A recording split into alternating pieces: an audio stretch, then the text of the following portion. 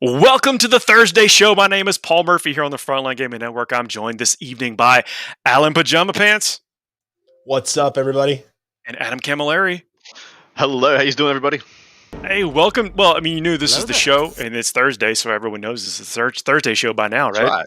That's right. It's an institution. It's episode 3, and it's an institution. I think if you do it 3 times, then we're just stuck doing it forever. Yeah, there's something about... Go, Alan. Oh, no, I was just going to say, I'm just glad we changed places with, signals so that we didn't have the Thursday show on a Wednesday, because that would have been confusing. I would rule it out in the future. We're on the right day. This is the show where we talk about what's happening this weekend. We're going to bring you information about some big tournaments coming up over the weekend, some of the people that you'll see, some of the personalities, some of the list, more importantly, how the shifts in the meta might impact what you're going to see in the future. This is the show, I don't know, is it prophecy? Absolutely. We are the divinations of this Magos. We look into the binary, pull out the data, slap you in the face with it and say, hey, watch out for this. I mean, someone last week did say John Lennon was going to run a train on his event. And if anyone looked at that event, he 140'd the first player. The first player was like, ugly duckling Hadouken. And then he kind of was like, hey, I have to be a cool guy and I'll let some people get some points. And then he was like, nope. Screw that. Floored it. Just totally floored it. Dominated the whole tournament. We're going to be talking about, the Boise Cup, the Hammerhead, and then the Rage from Rage 40K in Nevada. If you're participating in these events and you're still painting, congratulations, you've got about maybe 18, 24 hours to go, depending on when you're seeing this. Hope your armies are coming along pretty well. If you're listening now in the chat, let us know what you're taking. We're going to talk about some of the lists that we've sourced, but if you're going to these things or have questions for us, throw them in the chat, and we look forward to hearing about it. If I was going to any of these, I would be just finishing priming my army right now. And I'm the opposite. If I was going to these, I'd be literally putting flock on my bases now, and I'd be done. That's actually not a bad strategy because it gives you an opportunity to reevaluate what your state of your game is. Well, I like it. I like doing it because all the flocking's done at once, so it gives me an excuse to have the whole army's out, and I flock them all at the same time. I see how they present, see how cohesive they are, see if I got all the WYSIWYGs right, all that crap. I never have a plan B. It takes away from plan A. So rightly pointed out in the show, Adam's not even doing the Thursday show on Thursday.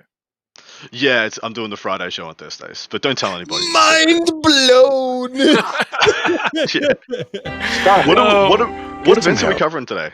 This is the Boise Cup, Hammerhead Games Major, and then Rage from Rage 40K in Nevada. And later in this segment or this episode, we're going to bring back our Fuego Rapido segment by popular demand. Spicy. A tidal wave of demand, in fact. Yes, a cavalcade. Can we say? Yeah, we had 0 feedback and therefore 0 complaints, so it must be good. I don't know if it made the rebroadcast of the show. Yeah, it did. It did? Oh yeah. You actually listen to your own show? You're automatically lame. Automatically lame. Bet you listen to all the Gentleman Gaming episodes as well. You just sit there. Every single one. Never missed an episode. Claims as quality control. Let's talk about the Hammerhead Major. It's a GT.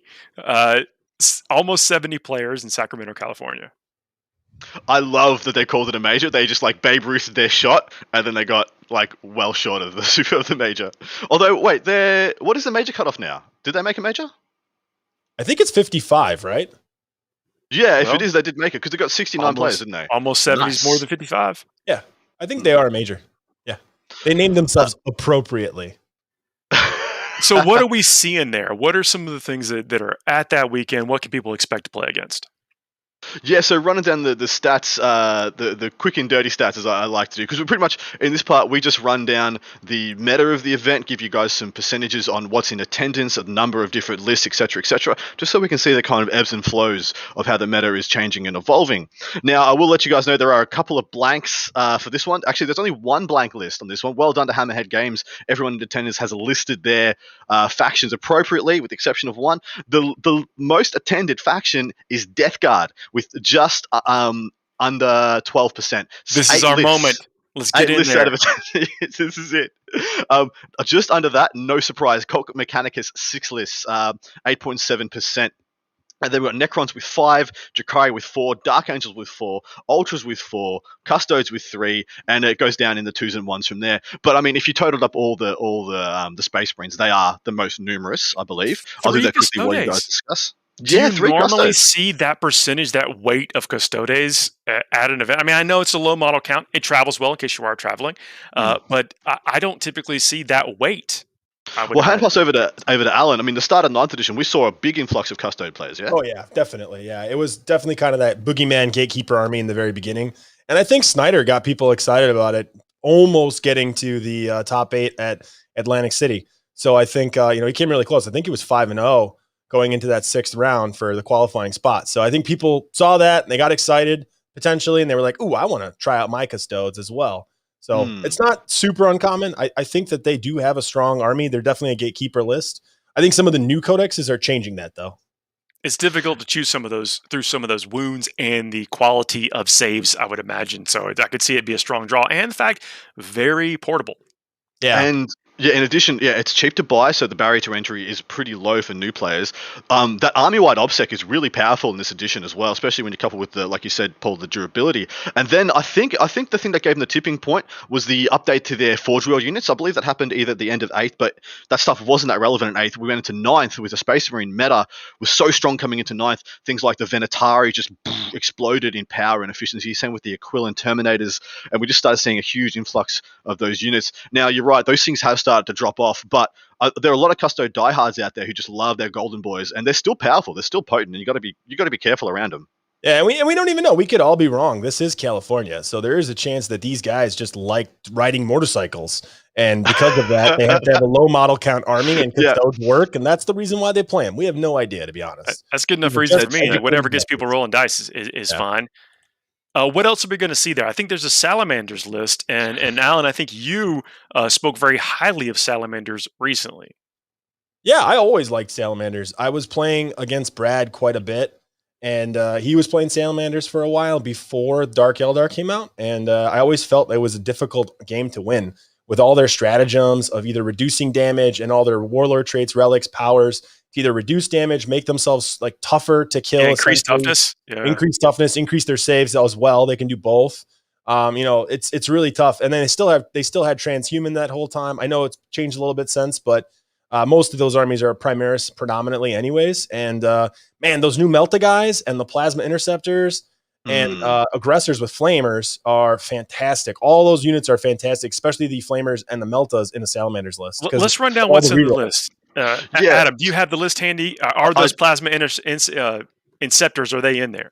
No, they're not, but the Melta Boys are. So just to quickly run this down, for those of you guys who don't know the format, when we cover an event, we will tell you guys about anybody in the top 100 to 150 in the ITC rankings that are in attendance, depending on the depth of the event. And for this one, this gentleman's name is William Saunders. He's running Salamanders. Just a quick rundown of his list. Captain on a bike, Forge Master Storm Shield, Exemplar of Prometheum Creed, etc., Imperium Sword. He has a Thunderhammer, like I just said, with his Storm Shield. He has a single Primaris Lieutenant. He has a Librarian who has a Psychic Fortress. He has 8 Assault Intercessors, which is a little bit head-scratcher for me. We'll discuss in a moment. With a Power Fist on the Sarge, 5 Heavy Intercessors, 5 Incursors, 2 units of Aggressors, one being a 5-man, one being a 4-man, all with the Flamers, 1 unit of 5 Blade Guard, a Judica, or Judicia, with Rights of War, however you want to say it. A Primaris Apothecary with Chief Apothecary, Self-Asira. This is one Judica. Yeah, 1 Judica. And then 3 units of 3 Eradicators, all with Melter Rifles, which I find interesting, because I thought we were going to see more of the heavy melters, and then there's 1 Impulsor, probably to tote around the Blade Guard, and pretty much to tote around the Blade Guard, unless he wants to chuck in the Incursors or some Assault Intercessors, whatnot. But yeah, that's the list. So that's 2 big blocky units of Aggressors, 1 mobile unit of Blade Guard, some punchy Intercessors, a Fight/Judica, Apothecary, 3x3, so MSU'd out Eradicators as well. Pretty interesting, pretty well versed. But gentlemen, what do you think? I love that Impulsor in there. I think that's something that any Marine Army can benefit from. And you're probably right. It's probably there to tote around the Blade Guard, but it's not dedicated to that. You can pick that, and you could sub in whatever you think is most appropriate. And if you have a smaller squad, you could hide a character in there too. Yeah, I would agree. Yeah, I like it. It's a little flavor, a little bit of a difference. It gives them some speed too. I like the captain. I would like to see maybe less assault intercessors. Yeah. I don't know why there's a 7-man unit. So with a sergeant on top of that, that has to be a point decision. That is simply I have 17, 18 points to plug in somewhere. Let me just throw in things here. But that depends also maybe how is like the said impulsor is equipped. You know, it has to be a point decision. Yeah, it just seems awkward at that point. Like, I'd rather chuck them down to a 5 or a 6 man, so it could go into the impulsor. And usually, when I see an impulsor, automatically I look for a unit of blade guard. I look for things like a judicar that can go in there with them, or possibly even the librarian, so the lieutenant, or the primaris librarian. But in this case, I'm pretty sure when I saw Rights of War on that Judicar, it's obviously going to go with the Blade Guard, because once a Blade Guard charge with the Judicar out into pretty much anything that's OBSEC in the game, barring Custodes, they take that objective. That objective is no longer yours. They are OBSEC, they will fight first, even if you have a fight first, and they will butcher you. So I like that little combo. In fact, that's one of my favorite combos for Black Templars as well, so I'm really happy to see this kind of moving outside the boundaries of the chapters, and every Space Marine unit or Space Marine army is starting to see that as a mode of play. I think you hit that right on the head with the fact that these units replace well. It's not simply enough to remove units. Sometimes you must you must definitely occupy that space after you've removed them. And this seems to have the ability to do that. Absolutely. We have another list that I'm going to hit over to Alan to cover, because this is his wheelhouse. And I put this one in here because it's got a model in here, which I adore. So Alan, you want to take this one? I'm not sure. I think I know. Is it the first one? Is this Chaos Space Marines? It's Christopher Sheldon playing World Eaters and Iron Warriors. Correct. Christopher Sheldon playing World Eaters, and he's got Karn the Betrayer, my buddy Karn, and he's got a unit of actually 2 units of Berserkers, and there's 6 units with the champion. Champion's got Lightning Claws in both of those squads. He's got 2 Chaos Khorne Contemptor Volkite Dreadnoughts. He also took the Cyclone Missile Launcher on both. He's got 2 units of... There's no reason not to. I mean, it gets pretty expensive. Might as well take a Leviathan. Well, in Chaos, I think... we can talk about this in a second, but I think when you have a quality unit, you want to... It's worth it to invest in the quality. I just think it's hilarious you have World Eaters, Dreadnoughts shooting. But he also has 2 units of 5 Raptors, and they're in separate squads, 2 units of 5, and then 2 Chaos Rhinos to tote around the dudes. Also Mark of Khorne, of course, because we can't mess up our marks. He's got that Iron Warriors detachment with a Dark Disciples. He's got a Dark Apostle, a Master of Possession, which is an auto take, Cultist unit of 10, a Decimator. That's why the Master of Possession is an auto take. And then he took a super heavy auxiliary detachment. And it's in it? It's not the Claw. It's the Brass Scorpion of Khorne. The Brass Scorpion. Nice. All right. I have to admire a little bit taking the special character.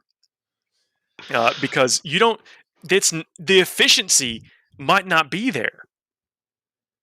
For what, Khan, you mean? Yeah. It's true. I mean, when I saw this list, I expected it to have the Khorne, the World Eaters crown. Yeah? Alan, do you know what that does? You could have the World Eaters crown and then mark the Decimator Khorne, but he's only going 1 Decimator. I feel like he's kind of like, I really want to play Khorne. I want to play with my big Brass Scorpion, but I also need to take something that actually works for real. Well, and that's going to be the Decimator. So with the Brass Scorpion, I know that for a while there was an aversion to taking units like that because the meltas were so prevalent. But have the meltas receded because we need things like to take down raiders and stuff from longer range, or like our meltas is much of a problem anymore as they were 5 months, 6 months ago. Well, they have taken a couple of hits. I mean, even right now, I'm starting to see more Eradicators than attack bikes, which was the opposite of what we used to see about 2 or 3 months ago, just because of the chapter-approved points hikes. On top of that, people are still kind of scratching their head at whether Retributors are worth taking. I think as Argent Shroud, they're still absolutely potent. That means they don't take the penalty for moving and shooting. They have the same efficiencies that they did before. But the delivery mechanisms aren't there, because it used to be able to outflank your Rets onto your backboard, trigger the 36-inch range stratagem, or get within 18, so to speak, because it was much harder to screen out 18 inches, and then just dunk on something. Without that enhanced range, they find that people I'm talking to some Sisters players, and they're head scratching what's the best mode of delivery for Retributors now. So maybe you're right. Maybe the cut and dry ways we used to get slapped in the face by melters aren't quite there at the moment. But I'm starting to think that maybe we'll be leaning back to Plasma Inceptors for the need to kill 20-man Lucius units, 20-man Necron units, 20-man Sisters units. When Brass Scorpions run rampant and they're and actually, filers, going back to the HQ, the Karn, I mean, like he's really good. Like I've never seen him in a competitive army, but I'm pretty sure he has like 8 attacks. I know he attacks twice. I know he hits on 2s. I know he's a lord, so he gives all the Khorne Berserkers reroll 1s.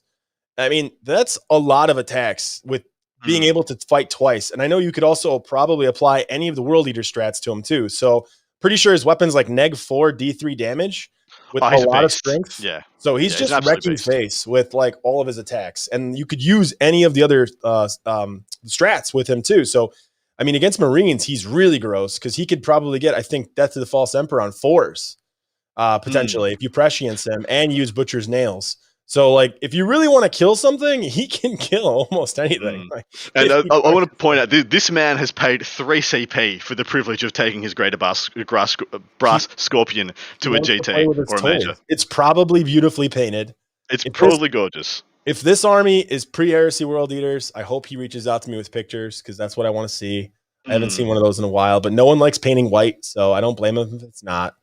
But man, I do love me some white. I don't think I've ever seen a Brass Scorpion painted pre-Heresy. I've never seen a Brass Scorpion in the flesh. I've never really? physically seen one. It's a hunk. It's cool. So it's a chunker. You kind of breeze past this, but the Lightning Claws also make an appearance in this. You know, what we talked about previously is the Chaos Space Marines get all the equipment and profiles that regular Marines get. And then are Lightning Claws the best weapon in the game? And tell me why they might not be. They're just the most efficient for the points on the sergeants. You don't want to spend too many points on those sergeants because there's always a chance the Rhino blows up and they just shoot the unit and it all dies because they're all 1 wound models. And that's a high chance. If he's a really good player, whenever he moves his transports, he will move them near ruin walls.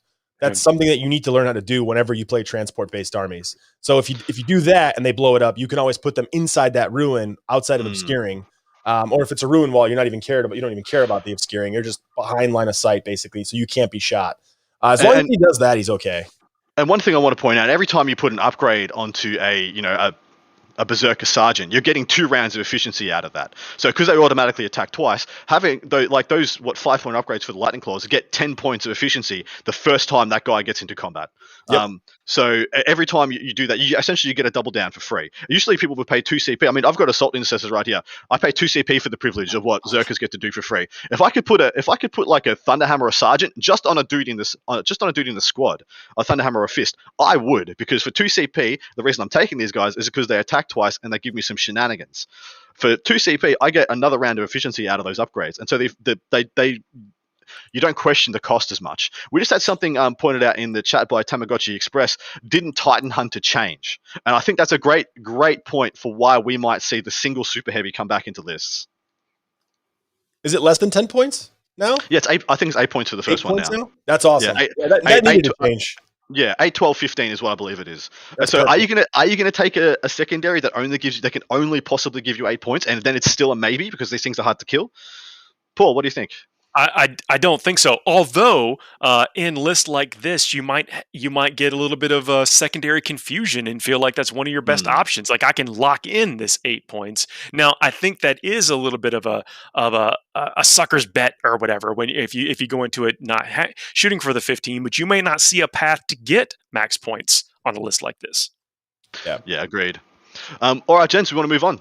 Well, we can't move on until we pick a winner. So, knowing what we know about the list, what faction do you think is going to take the top spot here? Alan, I'll ask you first.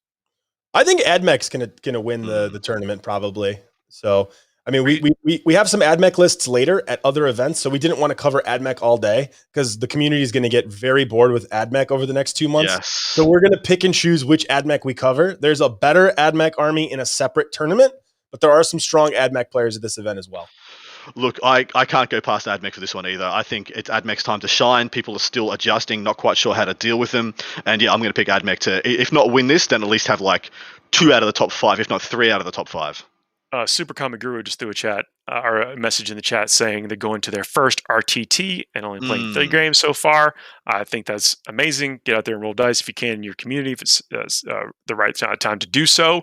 And I want to challenge y'all on AdMech. Are y'all going to say AdMech for every one of these? Do you think what can stand up to AdMech? No, it's just look. I'm just asking questions. Questions. I just like the idea that Death Guard is the majority and they won't even place in the top 3. So I love that part. And then AdMech will, even though it's in the minority, considering Death Guard, right? So I wanted to point that out. That's all. I think we'll see a Death Guard top 5 with 11 with so many people. With 11% of the meta, 8 players in attendance. I'm going to put one Death Guard is going to crack the top 5. That's why I said top 3. Slacker. Fair enough. I'm gonna push them all the way into top 3. Death Guard have what it takes. Now, granted, I didn't look over the list. I'd like to know what they're taking to see if I can properly advise them. I need to start helping these Death Guard players to get really over the threshold and onto the podium. Yeah, they're gonna have a hard time against that Brass Scorpion. I'll tell you that right now. Yeah, and are we overlooking Drakari? They've still got 4 players in attendance, 4 lists.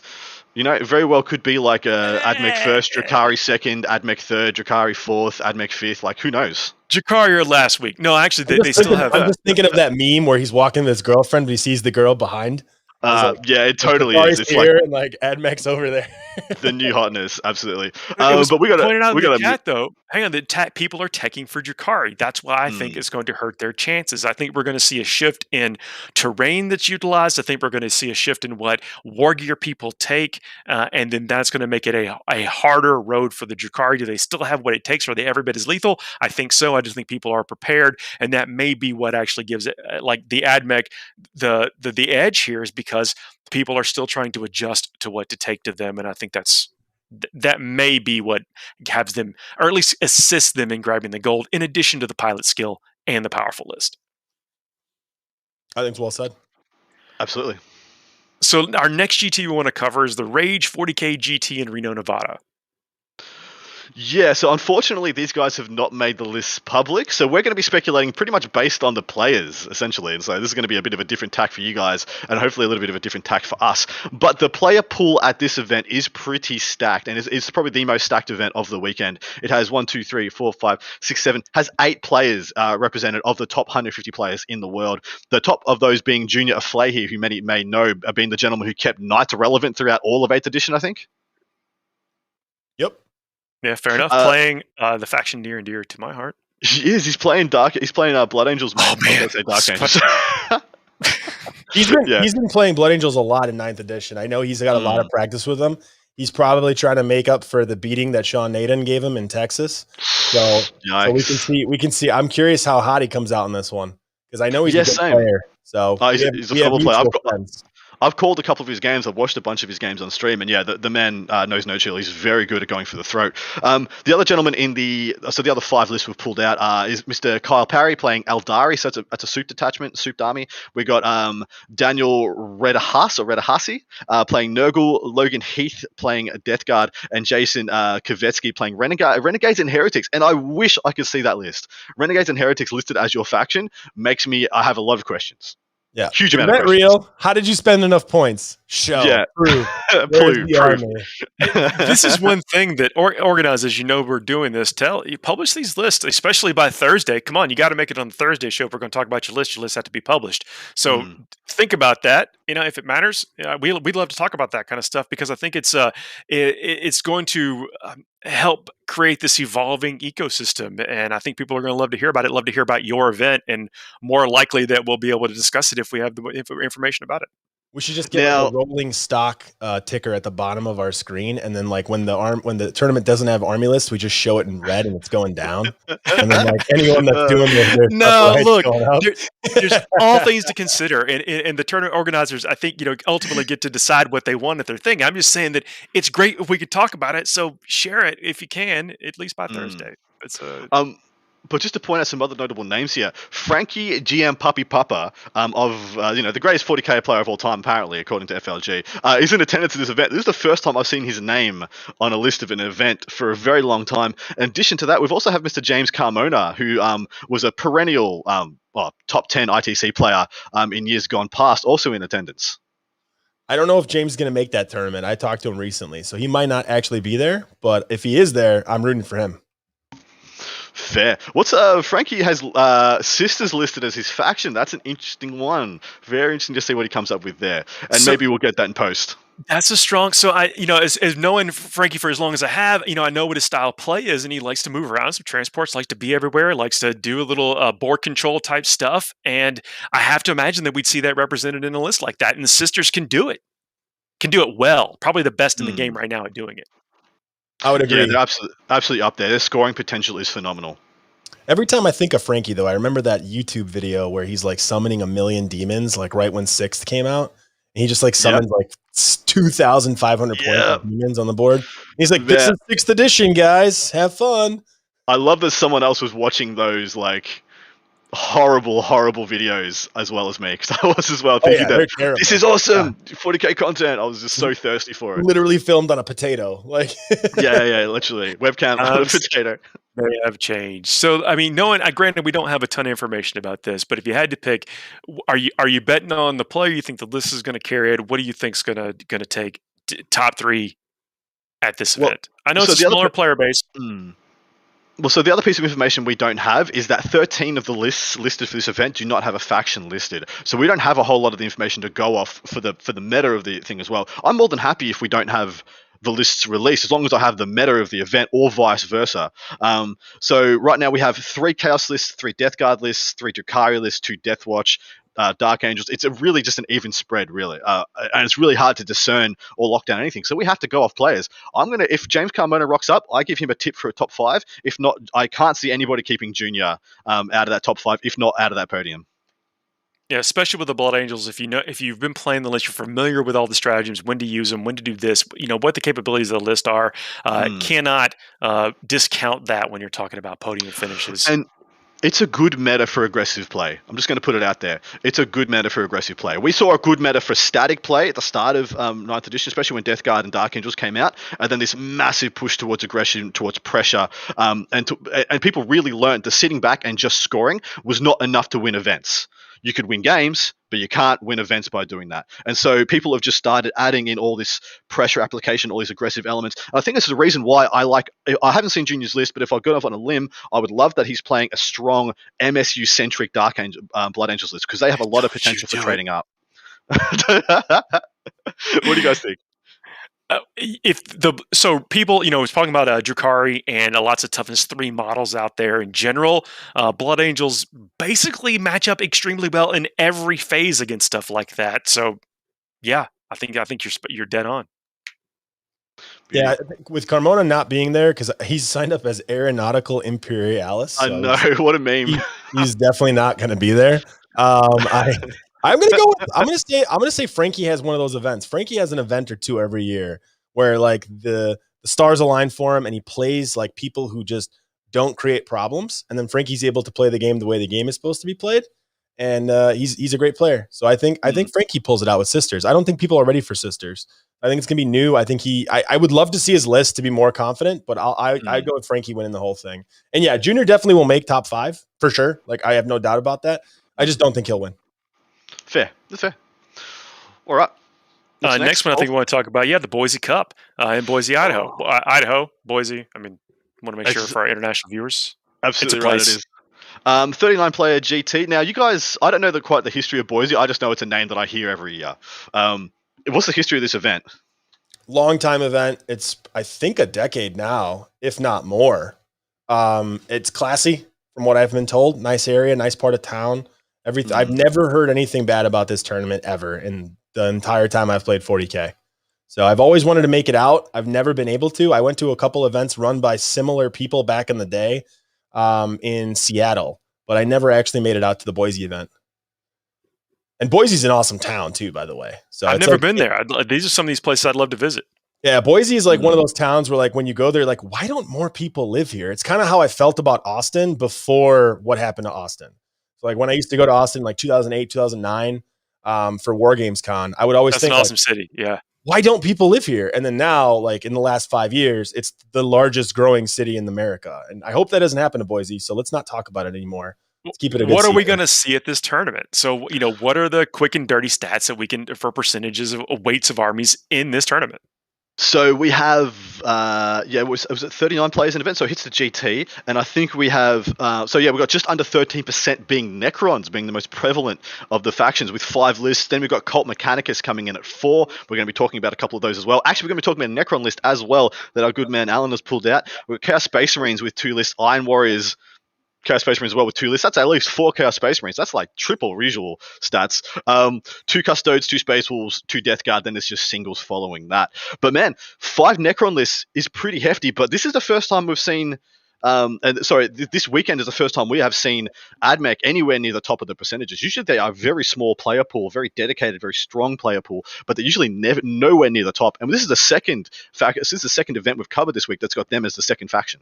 Well, I know we talk about hobby lag, a bit about, Codex comes out, people have to assemble their stuff, but a lot of that long time things in the AdMech list are powerful and relevant. So if you've been a long time player, you have a large percentage of what you can actually put on the tabletop. Now, I'm not saying you shouldn't expand it, or some of the new units are fit in very well. They accomplish things, but you could take an old style ground pounder AdMech list and still be doing exceptionally well out there. Absolutely. So jumping into we've only got one top 50 player in attendance for this one. This is Mr. Ryan Lynn playing AdMech. I'll run through this one quickly. We'll have a bit of a discussion. Then I'm going to flick it over to our man Alan to jump through Mr. Ben Cromwell's list that he's pulled out for particulation. Dude, it's getting a lot of hits in the chat. A couple of people have been saying, "Don't sleep on Ben. Don't sleep on Ben. Don't sleep on Ben." Oh, we're not. So it's going to be good. Anybody. We weren't. Alan pulled it out first. It was the first list we loaded up for anything to talk about this week. Mr. Ryan Lynn, though, is our top 50 player in attendance. He's running Lucius Forge World first up. Skitari Marshall, as you'd expect, he's pretty much can't live home without him. Then he's got a Tech Priest Manipulus, a unit of 20 Skitari Rangers, 5 infiltrators, a bomber. Then he's got a patrol. This one is also Lucius. This one has another Manipulus, 20 Vanguard, a unit of 5 Ballistari, all with las cannons, a unit of 10 sterilizers, and 2 more bombers. So that's 3 bombers, 5 chickens, 3 blocks of 20 troop, 1 Vanguard, 2 Rangers. Have to take HQs, 2 units of infiltrators, probably to do some action monkeys, be some little pinch hitters here or there. 100%. And then the troop bombers. It's just a well-rounded list. Dunks a lot of mortal wounds, a lot more than you would expect. Has the heavy hitters with the Ballistari. Only 1 unit, so you're not going to get a lot of redundancy out of it. But at the same time, people aren't going to get a huge amount of return for all the investment they might be putting into hunt them. Alan, what do you think of this? I think you nailed it. Thanks, by the way, for saying chickens, so I could actually hear that they had chickens, because I didn't hear it the first time Iron around. What? Yeah. So I was like, Iron Strider. What is that? The one with the no chickens. las cannon chickens. Got it. Okay, that's right. Yeah. No. It really. This is the AdMech list that I would test out if I was playing AdMech and I was going to an event. I don't know if I'd played at an event right away, but I would probably test this out at like my home shop. Figure out how it works. This would be what I would pencil in to the start. I mean, it's got redeployment shenanigans. Yeah. It's got moving around the board shenanigans. It doesn't look mobile. It is mobile, very mobile. It's got, I don't care what your rend is. My save is better than you think. I can shoot you really good from range. And you can make it better. You make that save better on 1 round at least. That's why it's always better than you think. Yeah. No, it's awesome. I mean, Paul, is this anything like what you're building? Similar or not similar? No, I love it. So let me talk about the Manipulus for a second. The Tech Brief Manipulus has the galvanic field. In your command phase, select 1 friendly Forge World core unit within 9 inches of this model until the start of your next phase. Command phase, add 6 to the range of galvanic arc and radium weapon models in that unit are equipped with, excluding grenade weapons, and each time an attack is made with one of those weapons, the armor penetration characteristic of that attack is improved by 1. And if you don't think that throws the math in your favor, roll it out. You're going to be impressed. Yeah. Well, turning those galvanic rifles from strength 5 -1 heavy 30 to 36 strength 5 -2, and at times ignoring the penalty for moving and shooting, at times getting a bunch of rerolls, etc. They just wreck. They just absolutely wreck. We thought Intercessor's guns when they came out in 8th edition were good. They are shamed. They are shamed by this stuff. In your box. Where's the bell? Get it out. Shame bell for the Intercessor weapons. These guys are savages. Yeah. No, as Adam would say, this is spicy. Yeah, and the Very Einstriders, of course, they're going to be an incredibly popular unit because there's not much they do not melt. And you talk about moving fast. The army, like even the Cataphrons, they move 8 inches if I remember correctly. Like they can be lots of places, affecting the board, controlling the board while dishing out premium firepower. It is something you have to plan for. Yeah, and the sterilizers are like until FAQ'd ridiculous. Like no interaction. Like, hey, by the way, nice to see you here. Bye. Yeah, but I wouldn't even deploy them. I'd be like, I see those guys. They're going to just stay on the side of the board. But every turn, I'm going to go down 1 CP and just roll all these flamer hints against these guys this turn. Yeah. You really, I mean, for their mobility, that's where they score you points. They're going to score you points. Yeah. Actually, I don't believe you're going to get a ton of work done from the flamers themselves, which is just fine because you don't necessarily need them for that. The rest of your army can do that, but you're going to get points for control. Weight of bodies on things and stuff. They're a great unit. So I had an interesting discussion with an AdMech player who's like just starting to come into his own at the competitive level. He was talking about whether or not to take the sterilizers because he doesn't think they're going to be a thing for very long. I'm of the opinion the FAQ is going to come in and say, can't come up often on the same turn, like they have with guerrilla tactics and all these other things. It's bound to happen. And so he was saying I probably shouldn't run it because of that. Yeah, and I was like, did all the Drakari players not run the extra super 50 attack, 40 attack witch? No, run them. Don't not. I mean, if you've got a conscious and you don't want to run them because you don't like the unit or what it does, cool. But if it's just simply because you don't think you're going to be able to use it later, no one else holds back. Why should you? If you want to win, don't hold back. Use everything that's legal at the time of list submission. Yeah, unless it's a financial concern, like, hey, this might get nerfed for 2 months, and I don't want to spend the time, money, and effort to build, paint, and make these models nice. If that's your concern, then okay, that's a different story. But I think they're great. -1 flamers. Yeah, -1 flamers are awesome. Anything that auto hits that's -1, it's just great. If you absolutely, and your opponent, the return on investment for this unit isn't their actual damage output. It's the fact that your opponent can never relax. They can never be like, okay, can't come by me anymore, so I can just push up. I can commit. I can commit to a flank, or I commit to a side. No, if they have any squishy units, they can't do that. They have to screen until forever. That's terrible. It's like mental psychology. You're like playing the same song for the whole game. They're going nuts. That's the return on investment. I think I'm going to go ahead and say right now, I think without question, AdMech are taking this event both because of the player pool size, the players that are playing it, and the lists that we've seen. Adam, I'll start with you. What do you think? Well, so we've got a couple more lists to cover, but yeah, I think AdMech. Oh, I'm sorry, I jumped to the conclusion. Well, we're actually run out. We got to get to the Fuego rapido pretty soon, so we gotta keep moving. So cover that next list quickly. Cromwell is going to win Boise Cup. He's done it before. He is a kamikaze. He is a frontline gaming teammate of Team Zero Comp. He's like one of the OGs of that group. And he's running a Necron army that I like. It is the way that, if you want to play Necrons that are competitive but not boring, this is the run down the list. Let's run down the list because I think we have the list. So it's a Destroyer Cult army. He's got the Plasma Scythe. He's got a Lord, a Locust Lord with the Relic, and the Void Reaper with a War Sight. Void Reaper upgrade to the War Sight. He's got another Lord who's the Scorptech Lord, the one with all the legs, the big guy. And he's got essentially a Hyperphase Sword. He's got the Harvester upgrade, and he's got Enduring Will. Oh, he's also taking a custom detachment, by the way, with 6-inch move before the game and +1 to charge. I'm pretty sure, if I'm reading those correctly. And then he has a unit of destroyer, 2 units of close combat destroyers with the Reaper Blades. And he has another 2 units of the fast attack destroyers. Yes. The models that look like they were incomplete. Like they finished the mold and they're like, meh, it's okay. Those guys are awesome too, by the way. There's an amazing strat with them. I'll get to it in a second. He's got 2 units of those, by the way. And then he's got 2 units of the destroyers with Gauss cannons, 5 guys with Gauss cannons, 2 units, so 10 of them. And then he's got 3 units of heavy destroyers, 3 of them with Gauss destructors, and then 3 with the anemic exterminator guns. And I'm pretty sure the exterminator guns are the one-shot guns. I'm pretty sure string 7 -1 rend. Maybe not one shot, but string 7 -1 rend. I know that. And then the Gauss ones are the ones with higher rend, and they're D3 damage. And the amount of damage this army just puts out in close combat and in shooting is insanity. So which gun did he have? Sorry. So he has the anemic exterminator. Yep, so that is the 3d3 heavy, strength 7 -1, 1 damage blast. Yeah. So 3d3, that's kind of 6 shots a dude. Yep, so do you know why they're there? Raiders. They pop Raiders like an absolute savage. Yeah, he's got 3 more at him with the Gauss destructors, and then 10 Gauss cannons. Yeah, so the Gauss Destructor ones are the heavy one, strength 10, -4, 3d3 damage. Also really potent. Different stuff. This is the Chicken Hunter version. So we got the Chicken Hunter version and we got the Raider Hunter version. He's taking buckets of both. And then he's got the 2 units of regular destroyers, and they just kill everything. Yeah, I hope it works out. That's the kind of thing I want to see because it's planned for. It's strategic. It knows what it's doing, and it has the tools. I would like to see this do well. I'm going to stick by my pick, though. No, it's Ben, for sure. Where's my boot? Okay. Throw the boot at the TV. No, it's not going to be Ben because sorry.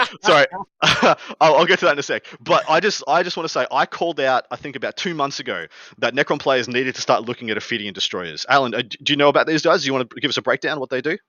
They're just amazing. They're really good in close combat, very good weaponry. They're very high damage. I know that they can I'm pretty sure they can automatically go in reserves, and I'm pretty sure there's a stratagem that just lets you pick them up and put them in the sky if you want to. Yes. And then they can come back in and charge. And I'm pretty sure his custom dynasty allows them +1 to charge. So when they're coming back in, they're charging on 8s, which is great. And these guys are your Repentia equivalents, essentially. They are your Repentia equivalent for Necrons. They absolutely explode. They're toughness 4, 3 wounds, 4+ armor save or something. Maybe they're toughness 5, but they just explode. But it doesn't matter if you can deliver them. They kill literally everything. But that doesn't matter because it's time for Adam's shoe-in of the week. For those of you who can't see, I'm holding my old bricklaying boots. It's time to talk about my boy, my man, Mitch Pelham. He is back, baby. For those of you who don't know who Mitch is, maybe because you are, just joined the game recently, this is the guy who invented the Castellan list that ruined everyone's lives for about 4 months. This is also the guy who almost won LVO with like 15 Hellhounds. So this is a man of extremes. I'm just going to put that caveat out there. He's running AdMech. He's got a patrol of Mars first up with a Manipulus, a unit of 20 Rangers, a unit of 10 Infiltrators, a unit of 10 Infiltrators, and 1 single chicken. 1 single las cannon chicken. That's bold. Pointing that out again. Very bold. Then he has a Lucius Battalion. He has the obligatory Marshal, which comes with every single competitive AdMech list. 1 Manipulus, 2 Manipuluses. That is a total of 3 there, guys. Another unit of 20 Rangers, 5 Rangers, 20 Vanguard, 5 Vanguard, 5 Vanguard, 9 Infiltrators, 8 Rust Stalkers, 8 Rust Stalkers, 8 Rust Stalkers. There was 9 Rust Stalkers, 9 Rust Stalkers. So that's 27 Rust Stalkers, 20 Infiltrators, and around about 100-ish infantry. I love all those infantry. Boots on the ground. That is, that's going to be hard to shift. That's going to be extremely difficult to shift. All right, so does that? Do you have a pick? You picking the player? You picking the list, Adam? What you got? Then we're moving on to the Fuego Rapido. This is Mitch's wheelhouse, playing hordes, playing high density, attrition, weigh you down, drown you in this XYZ profile. He does this phenomenally. This is his first big emergence back onto the scene. He had a pretty traumatic head injury a couple of years ago that kept him waylaid for things. So he's a very close friend of mine. I am so damn happy to see him out competing again and playing a list that I know he loves, I know he's passionate about, I know he's good on. So yeah, my pick is Mitch Pelham. That's awesome. That's awesome. Congrats for coming back, Mitch. I hope you don't play against any Emperor's Children Noise Marines, but I'm glad you're back. We couldn't escape it. I was trying to get us to the end without hearing it, but there we went. Are we ready for the rundown? I think we're ready for the Fuego. Let's do it. Rapido. All right, so this is a segment where we run down a series of topics in a very short amount of time. I think we're going to, over the weeks, we're going to shorten it as we go to test ourselves. Let's start out. If we're ready to start the clock, let's talk about the first topic. Is it important to make your significant others involved in the hobby or to encourage them to be a part of this hobby? Who's first, Paul? Alan, go for it. We're all quiet. I know. Is she listening right now? Yeah, this is a tough one. I am a big no on this one. My policy with my significant other, who is now my wife, and I never introduced this to any girlfriends ever. But once I got married, there was no way to hide it because we live in the same house. Some days, unfortunately, some days good. My opinion is I like for her to make friends with other players' significant others. So if I do go to an event like LVO, or maybe like Atlantic City, or maybe like these Orlando and Austin events, I would love to bring her because those are really cool cities. And I'd like for her to go out and have fun with other people. Like Brad Chester's wife and my wife are really good friends. And Kurt Claus's wife, as well as my wife, are good friends. So I like that part, but I try my best to not engage her in the game whatsoever other than that. It's kind of my thing, and I let her do her thing. Adam, what you think? So it was actually quite hard for me to dodge not telling people, especially when I was dating, to not tell people, because all my weekends are soaked up streaming events internationally, attending events locally, recording 2, 3, 4 podcasts a week. So I literally just told everybody, like, yeah, this is me, this is what I am, accept it, don't accept it, couldn't care. If you don't accept it, you're not worth my time, so to speak. But now I've got a steady partner. I give her the option. If she wants to be involved, she can be involved. If she wants to have anything to do with it, she can have anything to do with it. But the thing is, her terms. She wants to be involved on her terms. I'll, quite regularly, we'll chuck on a movie. I'll sit there with my paintbrush. I'll be like, oh yeah, that's funny, love. Blah, blah, blah, blah. Yeah, that's cool. Whatever. And we coexist in that way quite naturally. So yeah, not a big deal. I think just give them a choice. Lay it out on the table. Let them decide for themselves. But what about you, Paul? You've been doing this forever. Yeah, we've only got 10 seconds left, so I don't know if I can cover my full opinion. I think it's about communication, and people got to understand what's important to them, and that's it. As long as you just make it known that this is something that's important to you, and be courteous and extend the same thing. Oh, we're out of time. Yep, it's over. All right, we're big dice versus small dice. We're talking about the 33 mils or the 16 mils or something. What's better? I think we started with Alan last time. Adam, what's your opinion? Big dice, hands down, every time, no competition. Don't even argue me on this. See, is that a big die or is that just a 32? What's big? That's a big die. That's a big That's die. not a big die. That's a die. Okay, that's a good size. That's a proper size die, right? New segment. What's a big die? I was too definitive, Alan. I made the unfortunate mistake of playing these very, very small dice at ATC one year, and we played 6 rounds of Razorwing Flock, and I was just devastated and tired and loopy, and I didn't eat lunch, and I was messing up my dice, to be honest. And that's what I heard from people, and I will never go back to using small dice ever again. So I'm all about big dice. I try to use the biggest dice I can have, and my favorite dice are all the sets I got at LVO finals. So I happen to have 3 of those sets. So I have 36 casino dice that the Frontline gave me, actually. So I try to use those red, blue, big, huge casino dice. As far as dice, I used to carry around those bricks of 36 or whatever, and I had to make sure they were all back in the brick at the end of every game. It was like, come on, I can't move to the next table. I make sure all my dice are in this brick. But now, no, actually, I actually prefer the larger dice too. I think that it's easier. Dice are a way for us to communicate with our opponents. And so making it as easy as possible to communicate whatever the state of things are or what the results of things are with your opponent. I think that's critical. So I prefer big dice. Next week, we're jotting it out now. We're going to do G-dub dice or non-G-dub dice.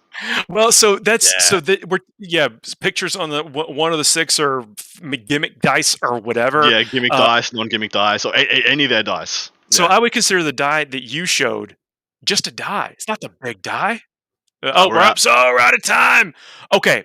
4 games in one day. Is that an Ironman? Can you do? What is the maximum number of games in a day that you think should be the format for tournaments that span over multiple days like this, or want to cram in more games in the day? I've already eaten 10 seconds of the talk. Alan, what's your thoughts? I'm a big fan of 4 games in a day for large events. I think more events should consider it. I think a lot of people are starting to come to events earlier. A lot of events are starting on Fridays now. What I would love to see is just more people playing 40K. I do not like what I'm starting to see where on Sunday only the top 8 play. I'd much rather have like a 4-round tournament on Friday, and then everyone gets qualified into a bracket based on that 4-round tournament. And then I'd love to see a Saturday-Sunday event of 6 additional rounds. I know that's 10 rounds of 40K in a weekend. If that's too much, if that's too much, you could do 16-player brackets, and you could do 2 games Saturday, 2 games Sunday, and you can go and enjoy your time. And you just have to do that brutal Friday. But if you do 2 games Saturday and Sunday, you have plenty of additional time. The only thing I need to add real quick is we need differential in 40K in order for this to truly work. Yeah, we absolutely need differential. So we'll chuck that in as another topic as well, because we might need to explain to people what differential is. What is differential? That's topic. Chuck it in. But my thoughts on this one, I 100% think 4 games in a day should be a goal from now on, at least a minimum for day one. I don't like the idea of 4 and 4. I don't like the idea of 4 and 4 of like having 8 gamer, unless once a year maybe for a special event. But I did the shadow round, so I called the shadow round with our good man Paul here last year for LVO, and the people had to play 4 rounds. They weren't expecting it. People didn't know that was coming, and it was taxing because of that. People didn't know that they were going to play it or not. If you just knew you were playing 4 rounds, you'd be so much more prepared. You'd be so much more happy about it, and you wouldn't kick up a fuss. Now, and then 4 rounds, I honestly think we can go down from the 3-hour time limit on event. That's it. We're out of time. We got to save this for another time. I have not had a single game go through all 3 hours in 9th edition yet. MSU versus Horde. So what do you think the style is going to be going forward as we move into events? Right now, I think it's where people want to walk around and live in those 20-man squads. What do you think the future is, Alan? I think it's a beautiful mixture of both right now, which is awesome. I think there's still MSU components in Dark Eldar. It looks like there might be minimal components of MSU in AdMech. Even though they have these big bricks of 20, I would still classify some of these AdMech lists as MSU because they have so many other units still. I think sisters are very similar. There's still an MSU army. And MMU, multiple medium units. Right? And then I'm hoping orcs come and join the scene and they add some vehicles. We're seeing chaos players take vehicles like decimators. I'm hoping some Dreadclaws and some claw pods get involved in the meta soon. That'd be really cool to see. But I think it's a really happy mixture of both. I think it comes down also to secondaries. What can you achieve? What is your list capable of actually doing? What kind of staying power these units have? Or do you even care about the staying power? Adam, what do you think? So I actually think we're leaning more into a Horde meta at the moment. I think we're leading and we're starting the tip of the iceberg into a Horde meta. Right now we're at the tipping point, like Alan said, between the two. We don't quite know where we're going to settle on to, but I can see us only getting strong into the Horde meta from here. Marines are out of the way. Technically, the only super elite armies we have not had a codex for yet is probably like Custodes and maybe Chaos. Yeah, Custodes and maybe Chaos. Apart from that, we got all the Hordes up and coming, guys. Guard, Nids, Orcs, GSC. All these Horde-esque armies are still yet to come, which makes me think we are tipping over into the Horde meta from here, especially with the addition of things like the Terminus Death Strike Force and all these 20-man blocks being made available, and not only available, strong. Yeah. Basically carriers for receptacles of great stratagems, I think. So you get a lot more value out of that stuff. The value keeps on coming. I don't think Thousand Suns or Grey Knights will change anything. I think those will be those will be elite. Got to go to the next topic, logos on the 6 or the 1s. We got another die topic coming into this one. Let's all agree 6s, and then let's explain differential. How's that sound? Yeah, sixes. Always on this. You want to be happy about seeing your symbol, whatever symbol it is, and I think that you're happier. I'm happier when I'm rolling 6s. And tips out there for players who have dice that have some G-dub dice that have ones on the 1s and ones on the 6s. If they have their own dice, separate them. Don't play them in the same game. You'll just cause yourself issues. Don't play them at all. Take all your dice with one and throw them in the garbage. As long as it's consistent. Again, we're talking about that communication with your opponent. That really is. So a minute 20. We're hijacking it. Production, forgive us, please. You're doing a great job back there. You even changed on the fly one of the topics, but let's talk about for the next 1 minute and 15 seconds differential. Alan, go. Yeah, it's really easy. Right now in Warhammer 40K, there is no incentive to stop your opponent from getting points. I talk to a lot of really good players in the game.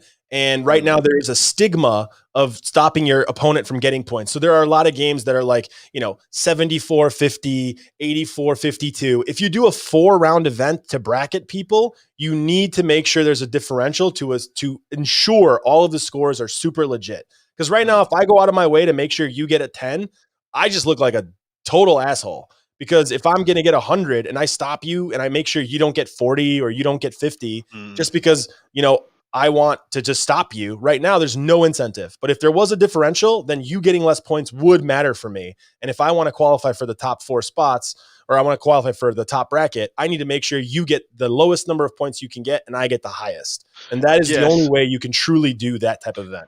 So this is an aspect that I did like about last edition and the differentiation between ITC and WTC, because I used to play that a lot in Australia. We'd play both modes all the time. WTC, you had every incentive in the world to be cutthroat and deny every single point available. ITC, if they weren't costing you points, let them have them. Who cares? And so I think, yeah, who cares? That's it. And that's where we're at right now. That's the end of the rundown segment. That was cool. Thanks for even adjusting on the fly. We're fastly clicking, fastly talking, and that's also the end of our show. This has been a fast one. It feels like it went quick. Hope you all enjoyed it in the chat. I hope you enjoyed listening after the fact. And if you are listening after the fact, know that we do this live every Thursday in this format. We're going to be talking about the biggest events, some of the brightest stars, some of the most well-performing lists, and I'm looking forward to doing it with you, gentlemen. Yeah, send in rapido options as well. If you guys got any questions you want to see us answer in a very small time frame. We're obviously at the bottom of the barrel with ours.